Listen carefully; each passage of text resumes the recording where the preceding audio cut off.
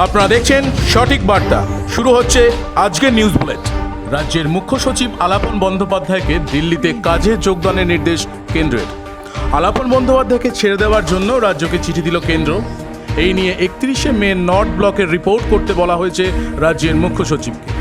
31শে মে পর্যন্ত আলাপন বন্দ্যোপাধ্যায়ের কার্যালয়ের মেয়াদ থাকলেও তার কাজের দায়িত্বের জন্য প্রয়োজনে আরও 3 মাস তার কাজের মেয়াদ বাড়ানোর আর্জি জানিয়ে কেন্দ্রের কাছে আবেদন করেছিলেন রাজ্য সরকার। সম্প্রতি কেন্দ্র তাতে সায়ও দিয়েছিলেন। তারপরেও এই সিদ্ধান্ত। প্রতিবাদ মুখ্যমন্ত্রী। He was working with me. That obvious. Chief Secretary is a state government officer. Maybe they are central pools. From central pools they come. But you know, after Sarkaria Commission and other commission, that they are the state government officers. They work for the state government fully. Now head of the state administration. Now Chief Secretary, you gave notice without any consultation that we want requisition in Delhi. He should have joined. Retiring day is 31st. Do you have any courtesy? Yes, 3 months he has got extension. That also, I gave my letter. You see, this is my letter, 10th of May. That because of COVID situation and because of this Yas and cyclone, to give more attention for the devastation, for reconstruction, for relief work, to help the COVID people, to fight the pandemic, we want that old secretary, he should get 3 months extension. And it is already, the system is there. Only cabinet secretary give this permission. If I ask 6 months, then it go to Prime Minister. They are kind enough, they have sanctioned this 3 months.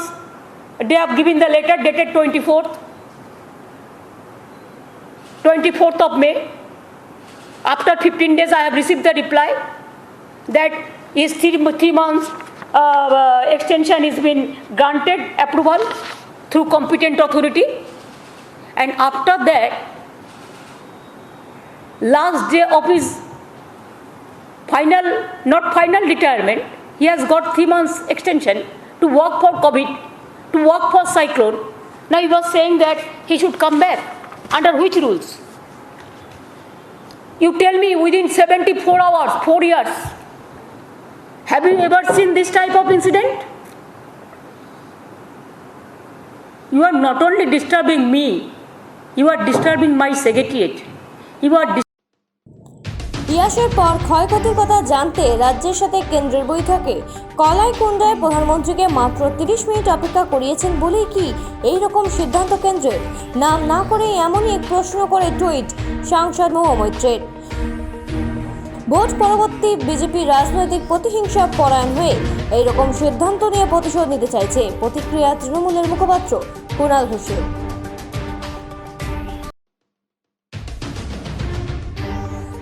গত মঙ্গলবার করোনায় আক্রান্ত হয়েছিলেন প্রাক্তন মুখ্যমন্ত্রী বুদ্ধদেব ভট্টাচার্য।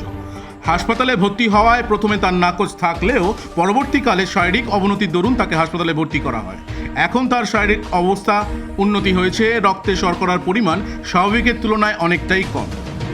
অক্সিজেনের পরিমাণ রয়েছে 92%। আগের থেকে অনেকটাই সুস্থ বোধ করছেন তিনি।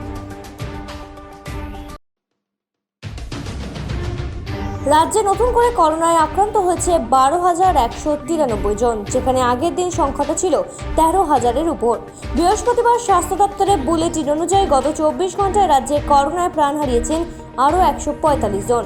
রাজ্যে করোনায় দৈনিক মৃত্যুর হার ক্রমশই নিম্নমুখী, যা থেকে দ্রুতই করোনামুক্ত সমাজ গড়ার আশ্বাস জাগাচ্ছে চিকিৎসক মহলকে।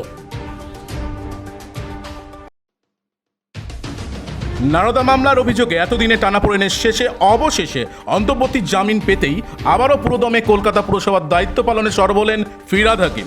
কলকাতা পুরসভা সহ নতুন যে সমস্ত দায়িত্বে ইতিমধ্যে মুখ্যমন্ত্রী তাকে দিয়েছেন, সেই কাজে ঝাঁপিয়ে পড়ার লক্ষ্যে কাজ শুরু করলেন ফিরহাদ হাকিম। এই পরিস্থিতিতে মানুষের পরিষেবা দেওয়ার পাশাপাশি মানুষের পাশে থাকা ও তাদের অভাব অভিযোগ দূর করার সমস্যার সমাধান করার লক্ষ্যে কাজ শুরু করতে নিয়মিত কলকাতা পুরসভার দায়িত্ব সামলাবেন বলে জানালেন ফিরহাদ হাকিম। যে দায়িত্ব, সেই দায়িত্বটা তো আমাকে সেই দায়িত্ব আমাকে সামলাতেই হবে এবং আমার হৃদয়ের মধ্যেই এটা রয়েছে যে আমাকে দায়িত্বটা যেটা দিয়েছে সেই দায়িত্ব যতক্ষণ না ডিসচার্জ করি আমার ভেতরে ছটপট করি। তাই সেই দায়িত্ব সামলাবার জন্যে আমি বেরোবো আজকে, সারাক্ষণ যা যা আছে সেগুলো। প্রধানমন্ত্রীকে অপমান করেছেন মুখ্যমন্ত্রী মমতা, অসৎ কথা বলেছেন। নন্দীগ্রামে 2021-এর বিধানসভা নির্বাচনে শুভেন্দুর সাথে লড়াইয়ে মমতার হার। বিরোধী দলনেতা হিসেবে আমার জয় মানতে পারছে না মুখ্যমন্ত্রী। আজ ভার্চুয়াল সাংবাদিক বৈঠকে বিস্ফোরক মন্তব্য শুভেন্দু অধিকারীর। মুখ্য সচিবের প্রসঙ্গে শুভেন্দু বলেন, আলাপন বন্দ্যোপাধ্যায়কে বাঙালি হিসেবে দেখানো হচ্ছে, কিন্তু মুখ্যমন্ত্রীর জন্য শুক্রবার গোটা বাংলা লজ্জার কারণ তৈরি হয়েছে দেশের কাছে। এই রাজ্যের আমলারা অসহায় অবস্থায় কাজ করেছেন। আপনি যেভাবে প্রশাসনকে চালাচ্ছেন সেটা ঠিক নয়। তবে বিরোধী হিসেবে আমরা ন্যায়নিষ্ঠ থাকব। ফিশ ফ্রাই খাইয়ে বিরোধীদের ম্যানেজ করেছেন এতদিন, এবার আর সেটা চলবে না। দলনেতা হিসেবে মুখ্যমন্ত্রীকে কিভাবে আমি সম্মান দেব? মুখ্যমন্ত্রী প্রধানমন্ত্রী পা ধরার দরকার নেই, প্রধানমন্ত্রী এবং দেশের সংবিধানের সম্মানটা দিলেই হবে। এবং আমাদের চোখের সামনে কালকে মুখ্য সচিবকে নিয়ে উনি যেভাবে বেরিয়ে গেছেন, তাতে একজন মুখ্য সচিবের এবং একজন আইএএস আধিকারিকের যে প্রোটোকল, সে প্রোটোকল তিনি ভেঙেছেন এবং এটা সংবিধানকে অসম্মান করা, ভারতবর্ষের মাননীয় প্রধানমন্ত্রী তার যে পদের মর্যাদা আছে তাকে অসম্মান করা। সেই বিষয়ে আলোকপাত না করে, সেই বিষয়ে ক্ষমা না চেয়ে তিনি অন্যভাবে এই বিষয়টাকে সামনে আনতে চেয়েছেন। আর প্রতিহিংসার রাজনীতির সঙ্গে এর কোনো সম্পর্ক নেই, কারণ নির্বাচনী ভোট গণনার পরে প্রতিহিংসার রাজনীতিটা উনি এবং ওনার দল করছেন। আজকের রাজু সামন্তকে নিয়ে এখনো পর্যন্ত 36 জন বিজেপি কর্মীকে তিনি তার লোকেরা খুন করেছে, উনি একটাও গ্রেফতার করেননি, ব্যবস্থা নেননি। কয়েকশো মহিলা অত্যাচারিত হয়েছেন। এখনো 50,000-এর বেশি ভারতীয় জনতা পার্টি কর্মী ঘর ছাড়া হয়ে আছে, গ্রামের পর গ্রাম লুট করিয়েছেন তার লোকদের দিয়ে। অর্থাৎ প্রতিহিংসার রাজনীতি বিজেপি করেনি, প্রতিহিংসার রাজনীতি উনি এবং ওনার দলের সমর্থকরাই করছেন। নিউ জলপাইগুড়ি স্টেশনে কাঞ্চনজঙ্ঘা এক্সপ্রেস ধরার সময় সন্দেহজনক চলাফেরা দেখে জাহিরুল ইসলাম, রিকিয়া ও আজিদা নামক 3 ব্যক্তিকে আটক করে নিউ জলপাইগুড়ি রেলওয়ে পুলিশ। অসমের বদরপুর থেকে শিয়ালদহের উদ্দেশ্যে যাওয়ার পথেই আটক করা হয় তাদের। উদ্ধার ভুয়ো আধার কার্ড। মোটা টাকার বিনিময়ে বাংলাদেশ কসকো বাজারের বাসিন্দা রিকিয়া ও আজিদা 2 যুবতীকে কলকাতায় কারো এক হাতে তুলে দেওয়ার পরিকল্পনা করছিল ওই যুবক। আজ আদালতে তোলা হয় তাকে।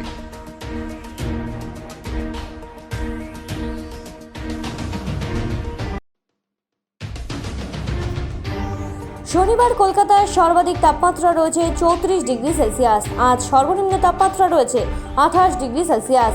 সকাল থেকে আকাশ হালকা মেঘাচ্ছন্ন থাকলেও প্রখর রোদের তাপ ছিল কলকাতার আকাশে। বৃষ্টিপাতের আপাতত কোনো সম্ভাবনা নেই। দক্ষিণবঙ্গে গরম আরও বাড়বে বলে জানিয়েছে আবহাওয়াবিদরা। আস্তে আস্তে বদলাচ্ছে বাংলার আবহাওয়া। 1951 সালে আমেরিকান বিমানের অগ্রগামী CF ব্লেয়ার প্রথম ব্যক্তি যিনি 1 ইঞ্জিনযুক্ত বিমানে উত্তর মেরু অভিযানে গিয়েছিলেন।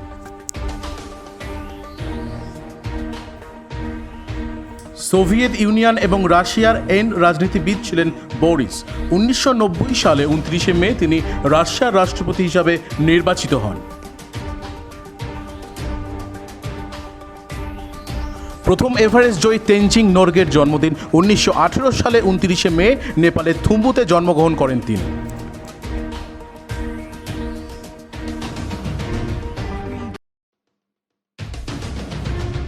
আজ কলকাতায় পেট্রোলের দাম প্রতি লিটারে রয়েছে 93 টাকা 97 পয়সা। আজ কলকাতায় ডিজেলের দাম রয়েছে লিটার পিছু 87 টাকা 74 পয়সা। গতকাল সেন্সেক্স 307.66 পয়েন্ট থেকে বেড়ে হয়েছে 51,42,288 পয়েন্টে।